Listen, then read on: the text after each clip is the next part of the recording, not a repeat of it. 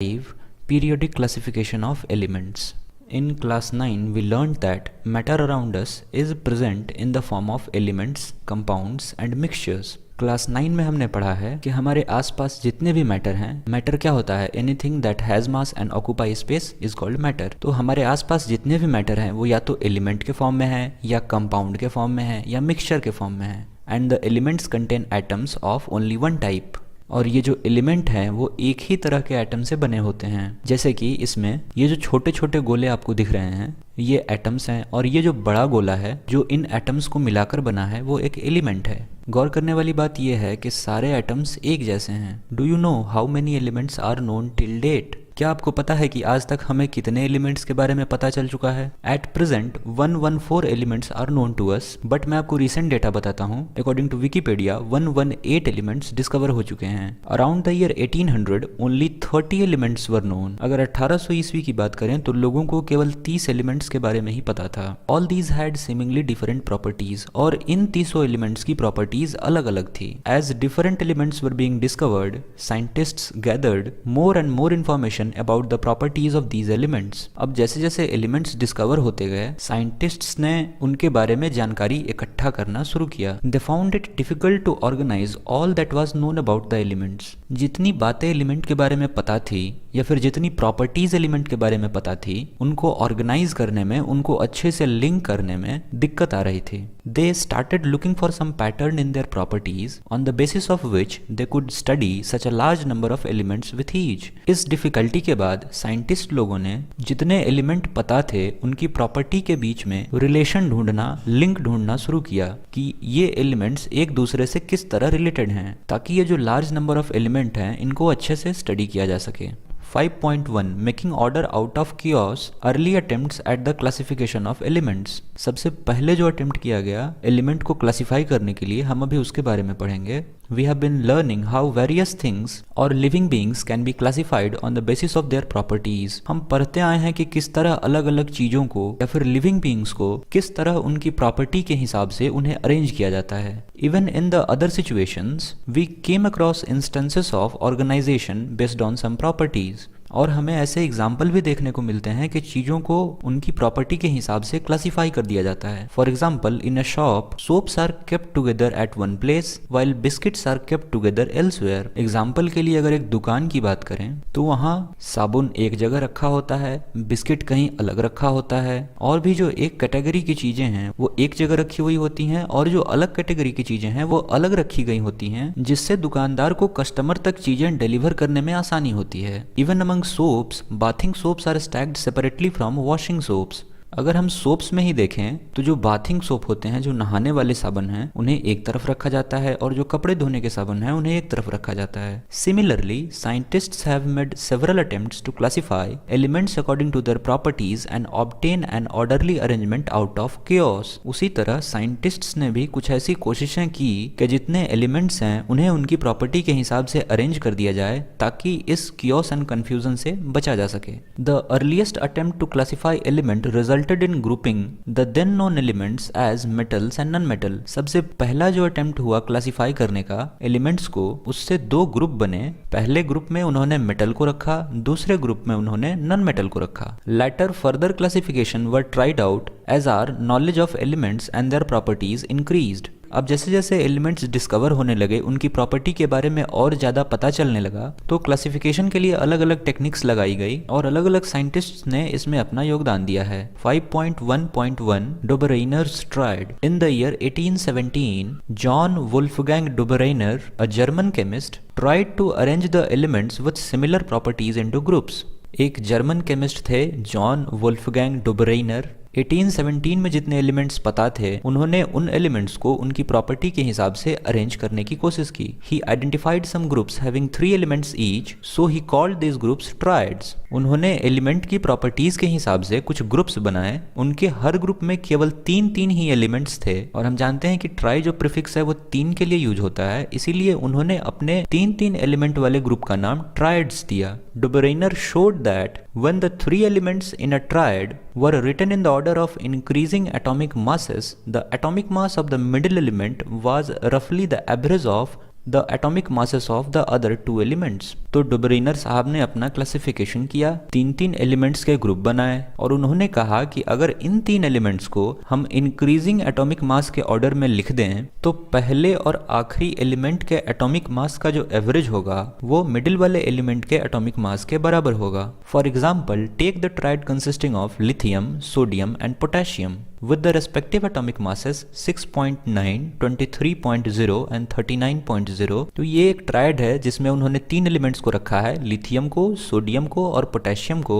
उनके कौन कौन से ट्रायड हैं वो हम देखेंगे, नीचे टेबल में दिया हुआ है। अभी यहाँ पे एग्जाम्पल के लिए एक दे रखा है, लिथियम, सोडियम और पोटेशियम। लिथियम का एटॉमिक मास है 6.9, सोडियम का एटॉमिक मास है 23.0, पोटेशियम का एटॉमिक मास है 39.0। अभी अगर आप पहले और आखिरी वाले के एटॉमिक मास का एवरेज निकालोगे, एवरेज में हम क्या करते हैं, जितने भी एलिमेंट्स हैं हम सभी को जोड़कर और नंबर ऑफ एलिमेंट से डिवाइड करते हैं। तो यहाँ पे मैंने पहले और आखिरी वाले को यहाँ पे जोड़ रखा है। 39.0 में अगर आप 6.9 ऐड करोगे तो आपको मिलता है 45.9 और अगर आप इसे बाई 2 करोगे तो आपको मिलता है 22.95। अब ये 22.95 लगभग बराबर है 23 के, इसीलिए डुबरेनर ट्रायड में कहा गया है कि पहले और आखिरी एलिमेंट के एटॉमिक मास का जो एवरेज होगा वो तीसरे के एटॉमिक मास के बराबर होगा। तो ये एक डुबरेनर ट्रायड है। What is the average atomic mass of lithium and potassium? तो लिथियम और पोटेशियम का एटॉमिक मास है 22.95। How does this compare with the atomic mass of sodium? तो सोडियम का एटॉमिक मास था 23 और ये है 22.95। तो अप्रोक्सीमेशन से हम कह सकते हैं कि ये लगभग बराबर है। Given below table 5.1 are some groups of 3 elements. These elements are arranged downwards in the order of increasing atomic masses. नीचे एक टेबल दे रखा है जिसमें जो एलिमेंट्स हैं वो increasing order of atomic mass के हिसाब से अरेंज्ड हैं। Can you find out which of these groups form Dobereiner's triad? अभी हमें इनके एटॉमिक मास के एवरेज को निकाल कर पता करना है कि इनमें से कौन सा डुबरेनर ट्रायड है और कौन सा नहीं है। तो हम यहाँ ग्रुप ए की बात करते हैं, इनका एटॉमिक मास यहाँ लिख रखा है। तो पहले और आखिरी वाले एटॉमिक मास का एवरेज निकाल के देखेंगे कि वो बीच वाले के एटॉमिक मास के बराबर आता है या फिर नहीं। तो अगर आप 14 और 74 को ऐड करेंगे तो आपको आता है 88.9 और चूंकि हमने दो एलिमेंट्स को जोड़ा है, बाई 2 कीजिएगा तो आपको आएगा 44.45, जो कि 31 के बराबर तो नहीं हो सकता। इसीलिए ग्रुप 1 हमारा डुबरेनर ट्रायड नहीं है।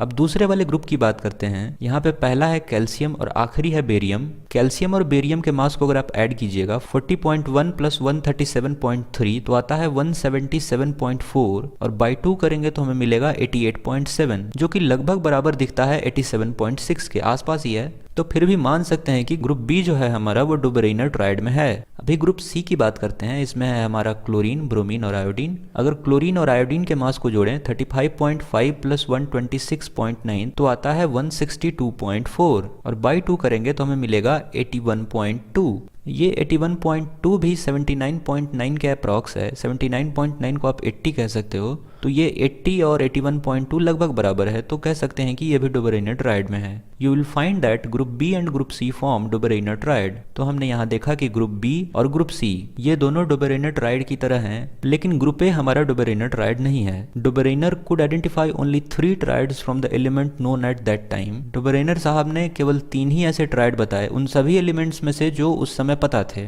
तो ये एक ड्रॉबैक है उनके डुबरेनर ट्रायड वाले सिस्टम का। Hence this system of classification into triad was not found to be useful. अब चूंकि 3 ही ट्रायड पता चला तो ये सिस्टम क्लासिफिकेशन के लिए यूजफुल नहीं माना जा सका। यहाँ जॉन वोल्फगैंग डुबरेनर के बारे में बताया गया है, आप चाहें तो पढ़ सकते हैं। और ये जो 3 ट्रायड उन्होंने बताया ये यहाँ पे है Dobereiner triad: lithium, sodium, potassium, calcium, strontium, barium और chlorine, bromine, iodine. 5.1.2 Newland's law of octaves. The attempts of Dobereiner encouraged other chemists to correlate the properties of element with their atomic masses. डुबरेनर साहब ने जो triad वाला system बनाया उसे देखकर और भी केमिस्ट एलिमेंट को उनके एटॉमिक मास के हिसाब से क्लासिफाई करने में जुड़ गए। इन 1866 John Newlands, an English scientist, arranged the then known elements in the order of increasing atomic masses. ये जॉन न्यूलैंड एक इंग्लिश साइंटिस्ट थे। इन्होंने तब जितने एलिमेंट्स पता थे उनको इंक्रीजिंग एटॉमिक मास के हिसाब से अरेंज किया। He started with the element having lowest atomic mass, hydrogen, and then ended at thorium, which was the 56th element. तो इन्होंने हाइड्रोजन से थोरियम तक एलिमेंट को अरेंज कर दिया इंक्रीजिंग एटॉमिक मास के हिसाब से। He found that every 8th element had properties similar to that of the first, और उन्होंने पाया कि जो हर 8वां एलिमेंट है उसकी प्रॉपर्टी पहले एलिमेंट से मिलती है। He compared this to the octaves found in music. इन्होंने इस चीज को म्यूजिक में पाए जाने वाले जो सुर हैं उससे रिलेट किया। होता है ना सा रे गा मा पा धा नी सा, इंग्लिश में कुछ और होता है। ये 7 सुर तो अलग अलग हैं, लेकिन जो 8वां आता है वो पहले के बराबर है। तो उन्होंने जो 56 या फिर 57 एलिमेंट्स को अरेंज किया उसमें उन्हें ये ट्रेंड देखने को मिला। Therefore he called it law of octaves, और इसीलिए उन्होंने इसे लॉ ऑफ ऑक्टेव्स कहा कि हर 8वें एलिमेंट की प्रॉपर्टी पहले से मिलती है। It is known as Newlands law of octaves. In Newland's octaves, the property of lithium and sodium were found to be the same. Lithium का एटॉमिक नंबर है 3, sodium का एटॉमिक नंबर है 11। 3 में आप 8 जोड़ेंगे तो आपको मिलेगा 11, और ऑक्टेव रूल के हिसाब से हर 8वें एलिमेंट की प्रॉपर्टी सेम होती है, इसलिए लिथियम और सोडियम की प्रॉपर्टी सेम पाई गई। Sodium is the 8th element after lithium, 8वां एलिमेंट है सोडियम लिथियम के बाद। Similarly beryllium and magnesium resembles each other. Beryllium का एटॉमिक नंबर है 4, मैग्नीशियम का एटॉमिक नंबर है 12, और इन दोनों की प्रॉपर्टी भी मिलती है, क्योंकि आप 4 में 8 ऐड करेंगे तो आपको मिलेगा 12। A part of original form of Newlands octaves is given in table 5.3। यह है टेबल 5.3। ये वो म्यूजिकल नोट्स हैं सा रे गा मा पा धा नी सा, अंग्रेजी में होता है डो रे मी फा सो ला टी, और इस म्यूजिकल नोट्स के हिसाब से ये एलिमेंट्स अरेंज्ड हैं, हाइड्रोजन लिथियम बेरिलियम। और एक ग्रुप में जो ये एलिमेंट आपको दिख रहे हैं, ये जो वर्टिकल कॉलम है, हाइड्रोजन का एटॉमिक नंबर है 1, फ्लोरीन का है 9, क्लोरीन का है 17, तो ये +8 के हिसाब से लिखे हुए हैं और इनकी प्रॉपर्टी सिमिलर है। यहाँ पे म्यूजिकल नोट्स के बारे में कुछ बताया गया है, आप चाहें तो पढ़ सकते हैं। It was found that law of octaves was applicable only up to calcium, as after calcium every 8th element did not possess properties similar to that of the first। यहाँ कुछ ड्रॉबैक्स हैं न्यूलैंड्स ऑक्टेव के, ये 3 drawbacks. सबसे पहला drawback ये है कि ये जो प्रॉपर्टी में सिमिलैरिटी दिख रही थी 8 एलिमेंट के बाद, तो ये केवल कैल्शियम तक ही दिखती है, और कैल्शियम के बाद जो हर 8वां एलिमेंट है वो उससे पहले वाले एलिमेंट की प्रॉपर्टी पोजेस नहीं करता, इसलिए ये एक ड्रॉबैक है। It was assumed by Newland that only 56 element existed in nature and no more element would be discovered in future, but later on several new elements were discovered whose property did not fit into the law of octaves. और Newland साहब ने ये बात मान ली कि केवल 56 element, केवल 56 elements ही इस नेचर में हैं और नए एलिमेंट डिस्कवर आगे चल के नहीं होने वाले हैं, पर फ्यूचर में और भी एलिमेंट डिस्कवर हुए, और जो एलिमेंट डिस्कवर हुए वो इस पैटर्न पे फिट नहीं बैठे, और इस चीज ने भी उनके ऑक्टेव वाले सिस्टम को डिस्प्रूव किया। In order to fit elements into his table, Newland adjusted 2 element in the same slot. अभी यहाँ पे आप देखिएगा तो यहाँ कोबाल्ट और निकल को इन्होंने सेम ग्रुप में रखा हुआ है, यहाँ पे सीजियम और लेंथानियम को इन्होंने सेम ग्रुप में रखा हुआ है, क्योंकि उन्हें इसकी प्रॉपर्टी सिमिलर लगी, इसलिए उन्होंने सेम ग्रुप में रख दिया 2 एलिमेंट को। Can you find example of these from table 5.3? तो ये कोबाल्ट और निकेल और सीजियम और lanthanum. Note that cobalt and nickel are in the same slot and these are placed in the same column as fluorine. तो cobalt और nickel को fluorine वाले column में रखा गया है, लेकिन इनकी प्रॉपर्टी फ्लोरीन, क्लोरीन, ब्रोमीन से बिल्कुल अलग है। Iron which resembles cobalt and nickel in properties has been placed far away from these elements. Iron, यहाँ पे है आयरन,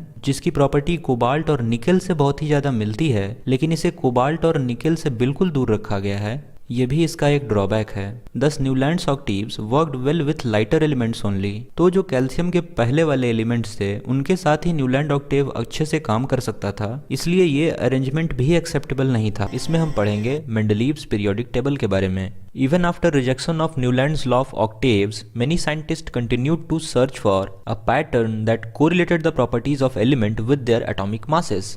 मेंडलीव पीरियोडिक टेबल के रिजेक्शन के बाद भी ऐसे बहुत सारे साइंटिस्ट्स थे जिन्होंने एलिमेंट की प्रॉपर्टी को उसके एटॉमिक मास से रिलेट करने की कोशिश की। The main credit for classifying elements goes to Dmitri Levanovich Mendeleev, a Russian chemist. और एलिमेंट्स को क्लासिफाई करने का जो मेन क्रेडिट है वो डिमिट्री लेवानोविच मेंडलीव को जाता है, जो कि एक रशियन केमिस्ट थे। He was the most important contributor to the early developments of a periodic table of elements, wherein the elements were arranged on the basis of their fundamental property, the atomic masses, and also on the similarity of chemical properties. हमारे modern periodic table के development में Dmitry लेवनोविच Mendeleev एक बहुत ही important contributor थे, जहाँ पे उन्होंने elements को कैटेगराइज किया है उनकी फंडामेंटल प्रॉपर्टी के हिसाब से, एलिमेंट्स के एटॉमिक मास के हिसाब से और एलिमेंट की प्रॉपर्टीज़ के हिसाब से। यहाँ पे डिमिट्री लेवनोविच मेंडलीव के बारे में कुछ लिख रखा है, आप चाहें तो पढ़ सकते हैं। When Mendeleev started his work, 63 elements were known. जब मेंडलीव साहब ने अपना काम शुरू किया था तब केवल 63 एलिमेंट्स ही पता थे। He examined the relationship between atomic masses of elements and their physical and chemical properties. उन्होंने सभी एलिमेंट के एटॉमिक मास, उनकी फिजिकल और उनकी केमिकल प्रॉपर्टी को एग्जामिन किया। Among chemical properties, Mendeleev concentrated on compounds formed by elements with oxygen and hydrogen. और chemical property में मेंडलीव साहब ने केवल एलिमेंट्स के ऑक्सीजन और हाइड्रोजन से बने कंपाउंड्स पर ज़्यादा फोकस किया। He selected hydrogen and oxygen as they are very reactive and formed compounds with most elements. उन्होंने हाइड्रोजन और ऑक्सीजन को इसलिए सेलेक्ट किया क्योंकि हाइड्रोजन और ऑक्सीजन ज़्यादा रिएक्टिव हैं और वो लगभग सभी एलिमेंट्स के साथ कंपाउंड बनाते हैं। The formulae of hydrides and oxides formed by an element were treated as one of the basic properties of an element for its classification. एक एलिमेंट के द्वारा बनाया गया ऑक्साइड या हाइड्राइड उसकी बेसिक प्रॉपर्टी की तरह काउंट हुआ और वो एलिमेंट्स के क्लासिफिकेशन में भी कंसीडर हुआ। He then took 63 cards and on each card he wrote down the properties of one element. उसके बाद उन्होंने 63 कार्ड्स लिए और हर एक कार्ड पे एक एलिमेंट की प्रॉपर्टी को लिखा। He sorted out the elements with similar properties and pinned the card together on the wall. उन्होंने एक जैसी प्रॉपर्टी वाले एलिमेंट्स के कार्ड को एक साथ दीवार पे पिन कर दिया। He observed that most of the elements got a place in periodic table and were arranged in order of their increasing atomic masses. इसके बाद उन्होंने पाया कि लगभग सारे एलिमेंट्स को पीरियोडिक टेबल में एक जगह मिली और वे सारे एलिमेंट इंक्रीजिंग एटॉमिक मास के हिसाब से अरेंज हो गए। It was also observed that there occurs a periodic recurrence of elements with similar physical and chemical properties. ऐसा करने के बाद ये भी देखा गया कि एलिमेंट्स की फिजिकल और केमिकल प्रॉपर्टीज रिपीट करती है, रीअकर करती है। On this basis, Mendeleev formulated a periodic law which states that the properties of elements are periodic function of their atomic masses. और इस आधार पे मेंडलीव ने एक पीरियोडिक लॉ फॉर्मुलेट किया। The properties of elements are the periodic function of their atomic masses. मतलब ये कि element की जो प्रॉपर्टी है वो उनके एटॉमिक मास पर डिपेंड करती है। हम पीरियोडिक फंक्शन के बारे में जानते हैं, जैसे कि fx is equal to sine X एक पीरियोडिक फंक्शन है। कारण ये कि उसकी प्रॉपर्टी एक सर्टेन इंटरवल के बाद रिपीट करती है। Mendeleev periodic table contains vertical columns called groups and horizontal rows called periods. Mendeleev periodic table में, यह है मेंडलीव पीरियोडिक टेबल, यहाँ जो वर्टिकल कॉलम्स हैं ये कॉलम 1, कॉलम 2, कॉलम 3 इन्हें ग्रुप्स कहा गया है और ये जो पीरियड्स हैं हॉरिजॉन्टल रोज, रो 1, रो 2, रो 3 इन्हें पीरियड्स कहा गया है। तो यह है पूरा मेंडलीव पीरियोडिक टेबल, इसके बारे में पढ़ते हैं। इसे सबसे पहली बार 1872 में एक जर्मन जर्नल में प्रकाशित किया गया था। और भी कुछ बातें हैं, आप चाहें तो पढ़ सकते हैं। 5.2.1 Achievements of Mendeleev's periodic table. While developing the periodic table, there were a few instances where Mendeleev had to place an element with a slightly greater atomic mass before an element with a slightly lower atomic mass. Mendeleev periodic table में कहीं कहीं ऐसा भी हुआ है कि एक element जिसका एटॉमिक मास ज़्यादा है उसे कम एटॉमिक मास वाले एलिमेंट के पहले रख दिया गया है।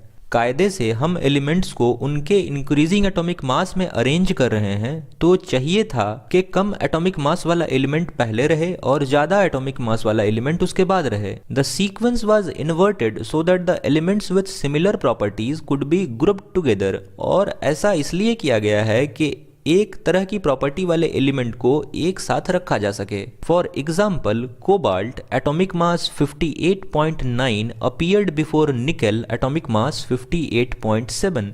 यहाँ ये है मेंडलीव पीरियोडिक टेबल और यहाँ है कोबाल्ट और यहाँ है निकल। कोबाल्ट का एटॉमिक मास है 58.93 जैसा कि आप देख सकते हैं और निकल का एटॉमिक मास है 58.71। चाहिए था कि कोबाल्ट निकल के बाद हो, लेकिन कोबाल्ट को निकल से पहले रखा गया है क्योंकि इसे सिमिलर प्रॉपर्टी वाले एलिमेंट के ग्रुप में रखा जा सके। Looking at table 5.4 can you find out one more such anomaly. तो इस टेबल 5.4 में आपको सर्च करना है कि इस तरह का और कौन सा कॉम्बिनेशन है जिसमें ज़्यादा एटॉमिक मास वाले एलिमेंट को उसके कम एटॉमिक मास वाले एलिमेंट के पहले रख दिया गया है। Further Mendeleev left some gaps in his periodic table, और इसके बाद मेंडलीव साहब ने अपने पीरियोडिक टेबल में कुछ खाली स्थान भी छोड़े हैं, कुछ गैप भी छोड़े हैं। Instead of looking upon these gaps as defects, Mendeleev boldly predicted the existence of some elements that had not been discovered at that time. और इन खाली जगहों को, इन गैप्स को अपने पीरियोडिक टेबल के डिफेक्ट के रूप में बताने के बजाय मेंडलीव साहब ने बोल्डली ये प्रेडिक्ट किया कि ये कुछ एलिमेंट्स की जगह मैं खाली छोड़ रहा हूँ और ये कुछ एलिमेंट्स हैं जो फ्यूचर में चल के डिस्कवर होंगे, अभी ये डिस्कवर्ड नहीं है। Mendeleev named them by prefixing a Sanskrit numeral eka to the name of preceding element in the same group. और ऐसे एलिमेंट्स जिनके खाली स्थान, जिनके गैप्स उन्होंने छोड़े अपने पीरियोडिक टेबल में, उन खाली स्थान का नाम भी उन्होंने रखा है। और बड़ी इंटरेस्टिंग बात है कि उन्होंने इसके लिए संस्कृत न्यूमेरल का प्रयोग किया है, एक संस्कृत वर्ड का प्रयोग किया है, और वो वर्ड है एका। फॉर एग्जाम्पल, अगर एल्यूमिनियम के बाद कोई खाली स्थान उन्होंने छोड़ा तो उसका नाम रखा एका aluminium. For instance, scandium, gallium and germanium discovered later have properties similar to eka boron, eka aluminium और eka silicon। तो ये जो eka वाले नाम हैं वो उन खाली स्थान के नाम हैं जो मेंडलीव साहब ने दिए थे। और उसके बाद ये जो स्कैंडियम, गैलियम और जर्मेनियम है ये मेंडलीव पीरियोडिक टेबल के डिस्कवरी के बाद डिस्कवर हुए हैं और इनकी प्रॉपर्टी मिलती है एका बोरॉन, एका एल्यूमिनियम और एका सिलिकॉन से। तो ये एक बहुत बड़ी बात थी जो मेंडलीव पीरियोडिक टेबल को प्रूव करती थी। The properties of eka aluminium predicted by Mendeleev and those of the elements gallium which was discovered later and replaced eka aluminium are listed as follows. Eka aluminium के जगह पे गैलियम को रखा गया है मेंडलीव पीरियोडिक टेबल में। तो एका एल्यूमिनियम की जो प्रेडिक्टेड प्रॉपर्टीज थी वो थी कि एका एल्यूमिनियम का एटॉमिक मास 68 होगा, उसका फॉर्मूला E2O5 होगा और उसका ऑक्सीजन के साथ, एका एल्यूमिनियम जब ऑक्सीजन के साथ रिएक्ट करेगा तो बनाएगा E2O5 और क्लोराइड के साथ रिएक्ट करेगा तो बनाएगा ECl3। ई यहाँ पे यूज़ कर रहे हैं हम लोग एका के लिए। अब इसका जो नाम रखेंगे या जो सिंबल यूज़ होगा, इंस्टेंस के लिए अभी गैलियम डिस्कवर हुआ जिसने एका एल्यूमिनियम को रिप्लेस किया। तो प्रेडिक्टेड था कि 68 होगा एटॉमिक मास, लेकिन 69.7 है, तो फिर भी अप्रॉक्स है, क्लोज है, तो चलो चलता है।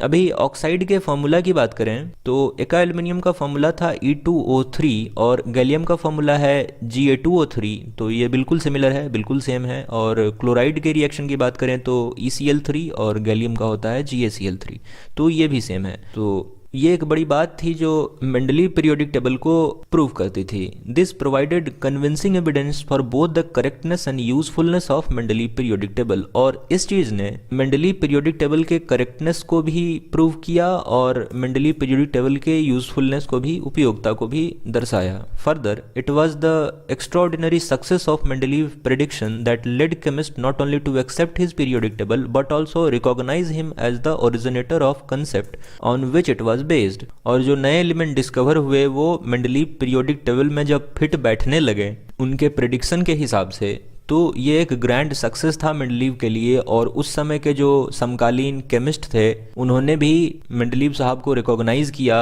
और उन्होंने मेंडलीव को पीरियोडिक टेबल के जनरेटर के रूप में रिकॉग्नाइज किया और उस कंसेप्ट को भी माना जिस पे उन्होंने मेंडलीव पीरियोडिक टेबल को डिज़ाइन किया था।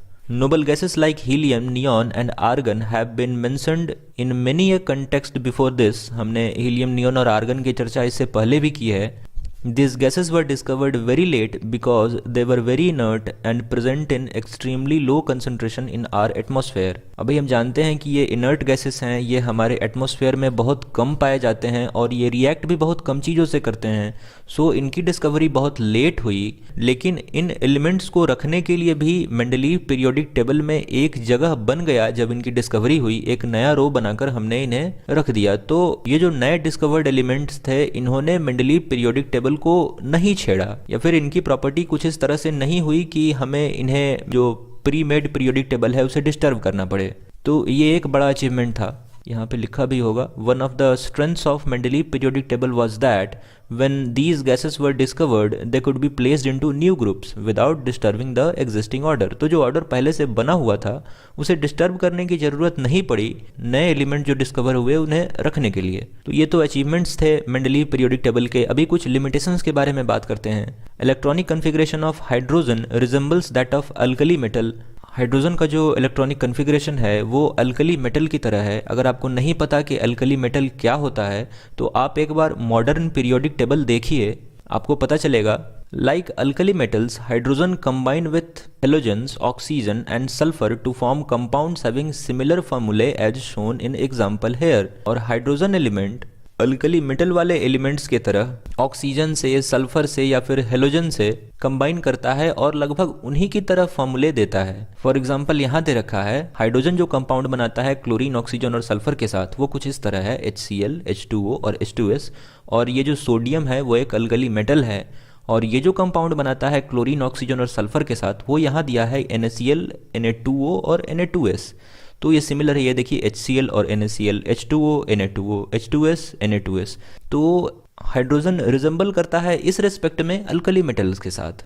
और on the other hand, just like halogens, hydrogen also existed as diatomic molecule and it combines with metals and non metals to form covalent compounds. और ऑन द अदर हैंड अगर बात करें halogens के साथ resemblance में, तो जैसे कि हेलोजन बनाते हैं डायटोमिक मॉलिक्यूल्स जैसे कि Cl2 और हाइड्रोजन भी बनाता है H2 एक डायटोमिक मॉलिक्यूल। तो उस रेस्पेक्ट में हाइड्रोजन जो है वो हेलोजन वाले ग्रुप के साथ।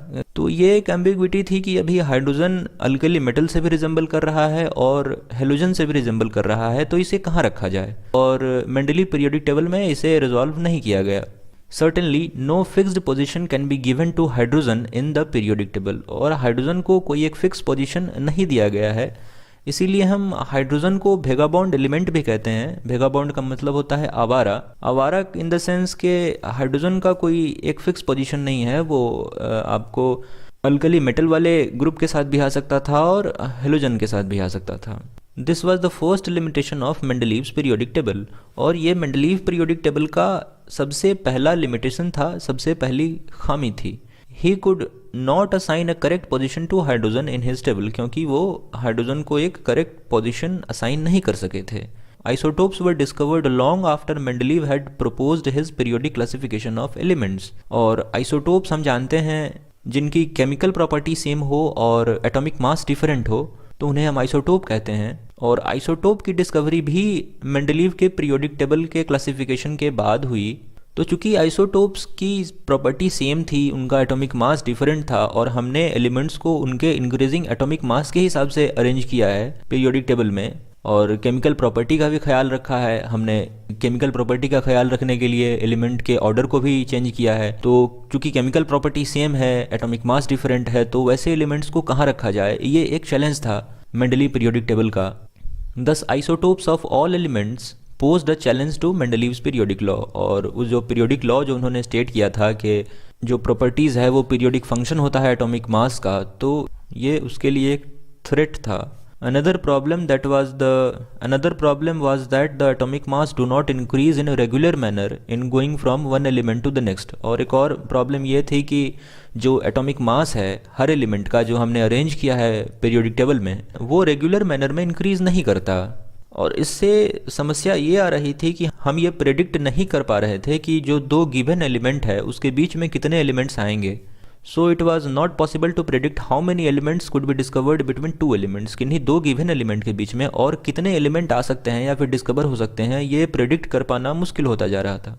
तो ये एक ड्रॉबैक था, specially when we consider the heavier elements. और जिस तरह जब एटॉमिक मास बढ़ जाता है तो ये वेरिएशन भी बढ़ जाता है, तो काफ़ी दिक्कत होती है एलिमेंट्स को क्लासीफाई करने में। हम पढ़ेंगे मॉडर्न पीरियोडिक टेबल के बारे में। इन 1913 Henry मोज़ले showed that the atomic number of an element is more fundamental property than its atomic mass as described below। इससे पहले हमने मेंडलीव पीरियोडिक टेबल पढ़ा है, उसमें हमने देखा कि किस तरह एटॉमिक मास के बेसिस पे पहले एलिमेंट का क्लासिफिकेशन किया जा रहा था। लेकिन पहली बार 1913 में हेनरी मोज़ले साहब ने बताया कि एटॉमिक मास की जगह पे एटॉमिक नंबर के हिसाब से एलिमेंट्स को क्लासिफाई किया जाना चाहिए, क्योंकि एटॉमिक नंबर एटॉमिक मास से ज़्यादा फंडामेंटल प्रॉपर्टी है एक एलिमेंट का। Accordingly, Mendeleev's periodic law was modified and atomic number was adopted as the basis of modern periodic table, and the modern periodic law can be stated as follows. तो यहाँ जो green में highlighted है वो है modern periodic law. The properties of element are a periodic function of their atomic number. इससे पहले जो एटॉमिक मास पे क्लासिफिकेशन हुए थे उसमें हम कहते थे कि properties of elements are periodic function of their atomic mass. Let us recall that the atomic number gives us the number of protons in the nucleus of an atom, and its number increases by 1 in going from one element to the next. हम जानते हैं कि किसी भी element का atomic number उस element में present number of protons बताता है, और पीरियोडिक टेबल में हम जैसे आगे बढ़ते हैं ये एटॉमिक नंबर एक एक करके बढ़ता जाता है. Elements when arranged in order of increasing atomic number Z leads us to the classification known as modern periodic table, table 5.6. नीचे दे रखा है modern periodic table. तो जब एलिमेंट्स को एटॉमिक नंबर के हिसाब से अरेंज किया गया तो हमें जो टेबल मिला उसे ही हम मॉडर्न पीरियोडिक टेबल कहते हैं. Prediction of properties of elements could be made with more precision when elements were arranged on the basis of increasing atomic number. Elements को उनके इंक्रीजिंग एटॉमिक नंबर के हिसाब से अरेंज करने के बाद हम उनकी प्रॉपर्टीज़ के बारे में ज़्यादा अच्छे से पता लगा पाते हैं. नीचे है हमारा modern periodic table.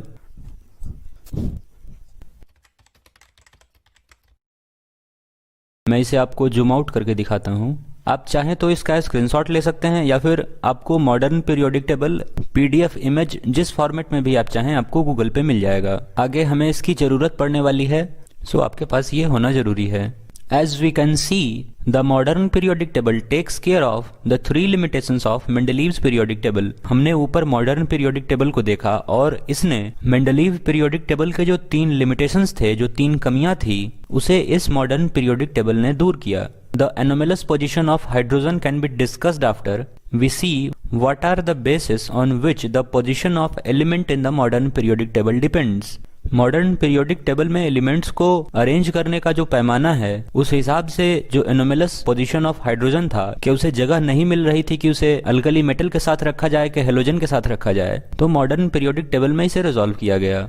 Next is 5.3.1 position of elements in the modern periodic table. The modern periodic table has 18 vertical columns known as groups and 7 horizontal rows known as periods. Modern periodic table में कुल 18 vertical columns हैं और 7 horizontal रोज हैं. Columns को हम group कहते हैं और रोज को हम पीरियड्स कहते हैं. Let us see what decide the placing of an element in certain group and period. अभी हम देखेंगे कि किसी एक एलिमेंट को किस ग्रुप या किस पीरियड में रखा जाए, इसका क्या पैमाना है. Activity 5.4 look at the group 1 of modern periodic table. Group 1 का मतलब फर्स्ट जो कॉलम है मॉडर्न पीरियोडिक टेबल में, and name the elements present in it. तो ये सारे एलिमेंट्स हैं. Write down the electronic configuration of first 3 elements of group 1. तो ये जो पहला ग्रुप है इसके पहले 3 एलिमेंट्स के इलेक्ट्रॉनिक कॉन्फ़िगरेशन आपको लिखने हैं. What similarity do you find in the electronic configurations? How many valence electrons are present in these 3 elements? तो इन तीनों में आपको same number of valence electrons मिलेंगे क्योंकि ये एक ही ग्रुप से बिलोंग करते हैं. You will find that all these elements contain the same number of valence electrons. तो सही बात है. Similarly, you will find that the elements present in any one group have the same number of valence electrons. और इसी तरह किसी भी group का कोई भी एलिमेंट अगर आप लेंगे तो उसमें जितना वैलेंस इलेक्ट्रॉन है ग्रुप के बाकी मेंबर्स में भी उतना ही वैलेंस इलेक्ट्रॉन होगा. For example, element fluorine, chlorine belong to group 17. How many electrons do fluorine and chlorine have in their outermost cells? तो फ्लोरीन और क्लोरीन में कुल 7 वैलेंस इलेक्ट्रॉन्स हैं और चूंकि ये एक ही ग्रुप से बिलोंग करते हैं सो इनमें equal number of valence electrons हैं, that is equal to 7. Hence, we can say that groups in the periodic table signify an identical outer shell electronic configuration. तो इससे हम कह सकते हैं कि पीरियोडिक टेबल का एक ग्रुप और उसमें जितने सारे एलिमेंट प्रेजेंट हैं उन सभी का आउटर शेल में जो इलेक्ट्रॉनिक कॉन्फ़िगरेशन है वो सेम है. On the other hand the number of shells increases as we go down the group. और जैसे जैसे हम ग्रुप में किसी एक ग्रुप में नीचे की तरफ बढ़ते हैं तो जो नंबर ऑफ सेल्स हैं वो इंक्रीज करता जाता है. There is an anomaly when it comes to position of hydrogen because it can be placed either in group 1 और group 17 in the first period. Can you say why? तो hydrogen के position में एक anomaly है कि वो first group या फिर 17th ग्रुप कहीं भी रह सकता है। क्या आप बता सकते हैं ऐसा क्यों? Activity 5.5. If you look at the long form of periodic table, you will find that the element lithium, beryllium, boron, carbon, nitrogen, oxygen, fluorine and neon are present in the second period. Write down their electronic configurations. आपको इन second period के सारे elements के electronic configuration लिखने हैं। Do these elements also contain the same number of valence electrons? तो नहीं, ये सारे एलिमेंट एक तरह के वैलेंस इलेक्ट्रॉन कंटेन नहीं करेंगे। इनके number of valence electron correspondingly increase करेंगे क्योंकि इनका एटॉमिक नंबर एक एक करके इंक्रीज कर रहा है और ये एक पीरियड में है। अगर ये एक ग्रुप में रहते तो इनके नंबर ऑफ वैलेंस इलेक्ट्रॉन बराबर होते, लेकिन चूंकि ये एक पीरियड में है तो इनके नंबर ऑफ वैलेंस इलेक्ट्रॉन बराबर नहीं हो सकते हैं। Do they contain same number of shells? तो हाँ, ये same number of shell contain करते हैं और उसी सेल में जो नंबर ऑफ इलेक्ट्रॉन है बढ़ता जाता है एलिमेंट के इलेक्ट्रॉनिक कॉन्फ़िगरेशन के साथ। You will find that these elements do not have the same number of valence electrons. आप पाएंगे कि इन सारे एलिमेंट्स के वैलेंस इलेक्ट्रॉन सेम नहीं हैं, but they contain same number of shells. लेकिन इन सभी एलिमेंट में नंबर ऑफ सेल्स बराबर हैं। You also observe that the number of valence shell electrons increases by 1 unit. और इनमें जो वैलेंस सेल इलेक्ट्रॉन्स हैं वो भी इंक्रीज करते हैं एक एक करके। जैसे कि अगर लिथियम में 1 वैलेंस इलेक्ट्रॉन है तो बेरिलियम में 2, बोरोन में 3, कार्बन में 4 और इस तरह से correspondingly as the atomic number increases by 1 unit on moving from left to right on a period. और एक पीरियोडिक टेबल में जैसे आप लेफ्ट टू राइट बढ़ते हो और एटॉमिक नंबर भी उसी हिसाब से बढ़ता है, तो इनके सेल में नंबर ऑफ इलेक्ट्रॉन भी एक एक करके बढ़ता जाता है। और we can say that atoms of different elements with the same number of occupied cells are placed in the same period। और हम कह सकते हैं कि एक पीरियड में वैसे अलग अलग एलिमेंट्स को रखा गया है जिनमें नंबर ऑफ सेल्स जो हैं वो सेम हैं। Sodium, magnesium, aluminium, silicon, phosphorus, sulphur, chlorine and argon belong to third period of the modern periodic table. और ये सारे एलिमेंट थर्ड पीरियड के हैं। Since the electrons in the atoms of these elements are filled in K, L and M sales.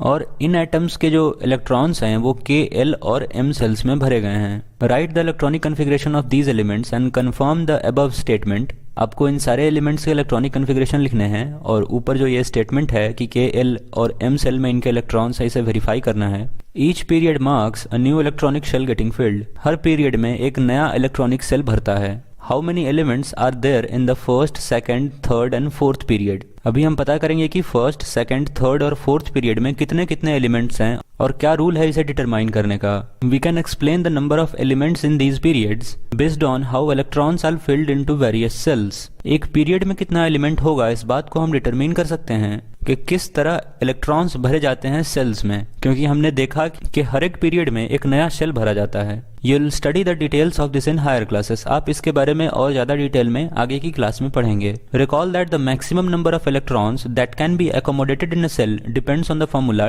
2n square, where n is the number of given cell from the nucleus। किसी भी cell में जो maximum number of electron रह सकता है उसके लिए formula है 2n स्क्वायर, जहाँ पे n है नंबर ऑफ सेल। तो अभी हम maximum number of element calculate करेंगे किसी एक सेल के लिए, K सेल के लिए, M सेल के लिए, L सेल के लिए। तो जो फर्स्ट सेल है वो K सेल है, इसमें जो n की वैल्यू होती है वो 1 होती है। तो अगर यहाँ पे K सेल के लिए अगर आप 2n स्क्वायर लगाओगे तो आपको मिलेगा 2 इंटू 1 का square that is equal to 2। इसका मतलब है कि K सेल में जो मैक्सिमम नंबर ऑफ इलेक्ट्रॉन रह सकता है वो है 2 और इसीलिए फर्स्ट पीरियड में 2 एलिमेंट है। L सेल की बात करते हैं तो इसमें अगर आप 2n स्क्वायर लगाओगे तो 2 इंटू 2 का square that is 2 into 4 that is equal to 8। Hence the second period has 8 elements.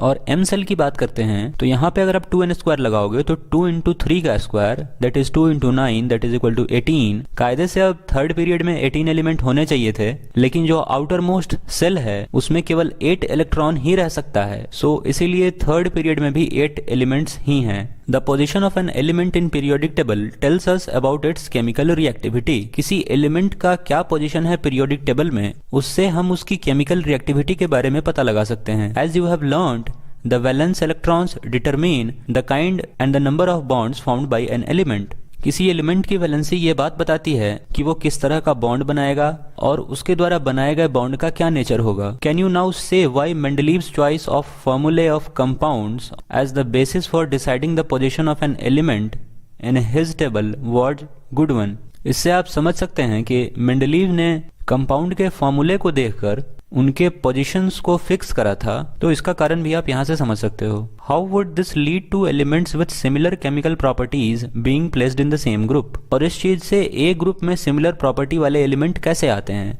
तो हम कह सकते हैं कि वैलेंसी डिटरमाइन करता है कि किस तरह का बॉन्ड बनाएगा एक एलिमेंट, और चूंकि उस एलिमेंट के द्वारा बनाए गए कंपाउंड्स के फॉर्मूले को देखकर उसे पीरियोडिक टेबल में रखा जा रहा था, तो वैसे एलिमेंट जिन्होंने एक तरह के बॉन्ड बनाए होंगे वो एक साथ रखा जाएगा और उसकी प्रॉपर्टी भी सिमिलर होगी। 5.3.2 trends in modern periodic table. Valency. As you know, the valency of an element is determined by the number of valence electron present in the outermost shell of its atom. हम जानते हैं कि किसी भी element की valency उसके outer most shell में present number of electrons के द्वारा डिटरमाइन होती है। Next is atomic size. The term atomic size refers to the radius of an atom. Atomic size किसी भी एटम के रेडियस को बताता है। The atomic size may be visualized as the distance between the center of the nucleus and the outermost cell of an isolated atom. Isolated atom का मतलब एक हम isolated environment मान रहे हैं जहाँ पे वो किसी भी एलिमेंट के साथ कंबाइंड फॉर्म में नहीं है, वो बिल्कुल अलग है। उस केस में उस एटम का एटॉमिक साइज उसके न्यूक्लियस से लेकर उसके आउटर मोस्ट सेल के बीच का डिस्टेंस है। The atomic radius of hydrogen atom is 37 picometer, और हाइड्रोजन का जो एटॉमिक रेडियस है वह 37 पिकोमीटर, और ये कितना कम है इसका अंदाजा आप इस बात से लगा सकते हैं कि 1 पिकोमीटर इज इक्वल टू होता है 10 to the power -12 metre. Let us study the variation of atomic size in a group and in a period। और यहाँ पे इन्होंने एटॉमिक साइज के बारे में कुछ स्टडी करी है, हम इनका रिजल्ट देखते हैं नीचे। You will see that the atomic radius decreases in moving from left to right along a period। एक पीरियड में अगर आप लेफ्ट टू राइट बढ़ते हो तो एटॉमिक साइज घटता है।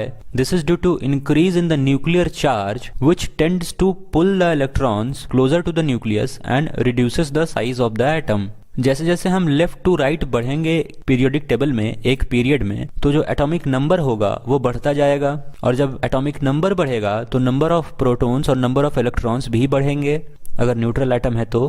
और ये बढ़े हुए प्रोटॉन्स जो नेट पॉजिटिव चार्ज है एटम पे वो इंक्रीज करेगा, और वो उसके आउटर शेल में जो चीजें हैं, जो इलेक्ट्रॉन्स हैं, उसको मजबूती से पकड़ के रखेगा, उसको अपनी तरफ खींचने की कोशिश करेगा, जिसके कारण जो इफेक्टिव एटॉमिक रेडियस है वो घटेगा। You will see that the atomic size increases down the group. और ग्रुप में जैसे ही आप नीचे आएंगे, एक ग्रुप में अगर आप नीचे आते हैं तो एटॉमिक साइज बढ़ता है, और ये बिल्कुल आसान है क्योंकि नंबर ऑफ सेल्स बढ़ रहे हैं तो एटॉमिक साइज तो बढ़ना लाजमी है। This is because the new shells are being added as we go down the group. तो इसे समझने में तो कोई दिक्कत नहीं है कि नंबर ऑफ सेल्स, एक नया सेल ऐड हो रहा है तो जरूर ही उसका साइज बड़ा होगा। This increases the distance between the outermost electrons and the nucleus, so the atomic size increases in spite of increasing its nuclear charge। ऐसा करने से जैसे ही हम ग्रुप में ऊपर से नीचे आ रहे हैं तो हमारा न्यूक्लियर चार्ज भी बढ़ रहा है, लेकिन एक नया सेल ही ऐड हो जा रहा है। सो बढ़ा हुआ न्यूक्लियर चार्ज इस नए सेल के डिस्टेंस को कंपनसेट नहीं कर पाता है, इस कारण हमारा साइज बढ़ता है ग्रुप में नीचे आने से।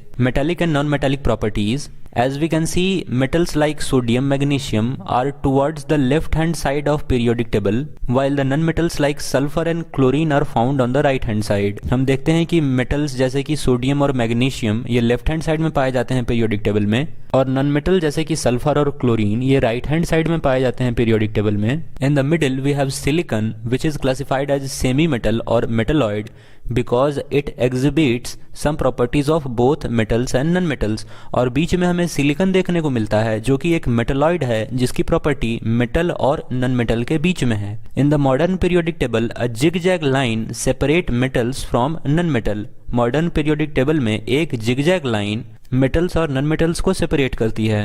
The borderline elements boron, silicon, germanium, arsenic, antimony, tellurium and polonium are intermediate in the properties and are called metalloids और semi-metal। और ये यहाँ जितने भी नाम लिख रखे हैं ये सारे semi-metals हैं, इन्हें metalloid कहते हैं क्योंकि इनकी प्रॉपर्टी metals और non-metals के बीच में होती है। As you have seen in chapter 3, metals tend to lose electrons while forming bonds।